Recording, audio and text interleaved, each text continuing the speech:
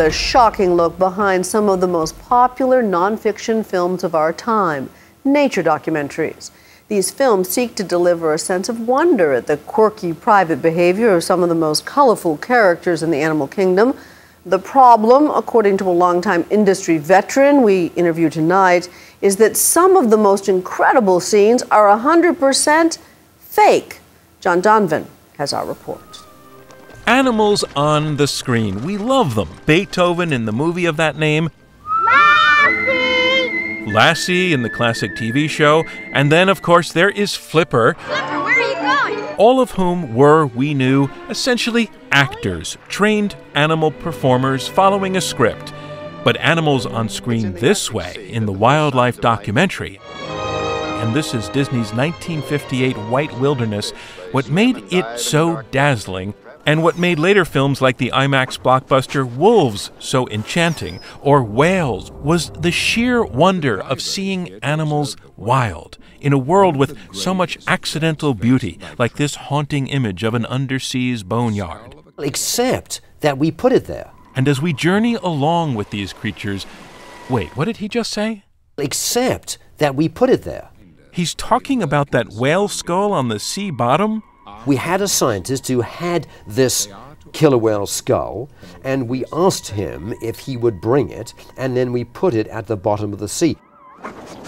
And back in the Wolves movie, that dead animal the whole pack is feeding on? We found a dead animal. You know, there's lots of roadkill around, and so we put it there. And you hauled that animal? Oh, we hauled that animal to that place. And often in this situation, we didn't do it here, but often in this type of situation, people who manage these animals will put M&Ms or something tasty in the innards of a dead animal. M&M stuffed animal? To make the animals feed on it. Oh, no. Oh, yes, says Chris Palmer. These wildlife films, too many of them, involve deceptions, manipulation, misrepresentations, fraudulence, and the audience doesn't know. And who is Chris Palmer to say that filmmakers have been faking? Well, he was the producer of Whales and executive producer of Wolves and of Bears and others, only now in a book called Shooting in the Wild, he is pointing fingers, including at himself. And I have, after 30 years in this business, I have come to, and I've been part of that problem. Because, get ready for another one, this is from Wolves, this family subsisting on the side of an unforgiving mountain, their only refuge, this den dug out of hard earth. Well, these animals aren't actually from around there. What is happening in reality is those wolves are captive. They are from a game farm. They don't live there. They don't live there. They have been rented. It's Rent-A-Wolf. Rent-A-Wolf. Oh, one more thing. The den dug out of hard earth? That den is artificial. You're telling me that you built this? In order to get a camera in there, and because the wolf is habituated to the noisy camera and to the cameraman and so on, this is all made up. Now, yes, there was a notice included in the movie. It came near the end of the closing credits, indicating that captive wolves had been used in the making of the movie. But who reads the credits?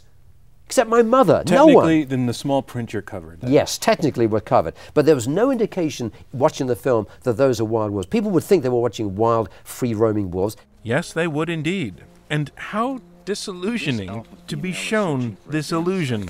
It's heartbreaking. The truth is heartbreaking because you played on our heartstrings so much to make us care about But Palmer says it's not just him and it's not all that new. White Wilderness? That movie won an Oscar back in 1958, but this famous scene of lemmings committing suicide was outed as a fake years ago.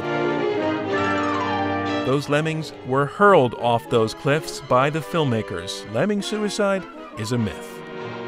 So lots of deceptions go on, and the reason I've written a book is to launch a campaign around the world to ask whether what we're doing is right. Why would you make a film like that? Palmer now heads the Center for Environmental Filmmaking that he founded at American University in Washington. He tries to teach ethical filmmaking, but concedes the reason he has cut corners over the years is simple: it's money. When you're under that pressure and money's running out and the weather's closing in, ethics is the last thing on your mind. You are after that shot. So you bring your own wolves, you know you'll get the shot, and if you can tug at the viewer's heartstrings, you know you'll get the ratings. If the industry went completely honest by the way that you describe honest, would the movies get really boring? I think you can do it, but it takes a lot of creativity, a lot of hard work. But just not too much creativity. Right. Part of this, of course, is up to those of us who eat this stuff up so readily. You watch Whales, and you get all wrapped up in the struggle of this pair, Misty and Echo, mother and child.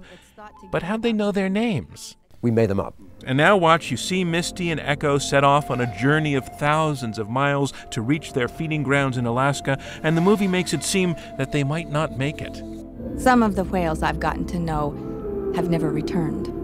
And the film tells how they overcome amazing obstacles and challenges from killer whales, from impacts from ships, from drift nets, and so on. Our ship goes up to Alaska, we're waiting for them there, and will we see them? And the music swells, and the audience is thrilled that Misty and Echo have arrived safely. Then, the moment they had hoped for. By sheer luck, they spot a calf with familiar markings. It's Echo. Phew, that is pretty dramatic. One problem, though.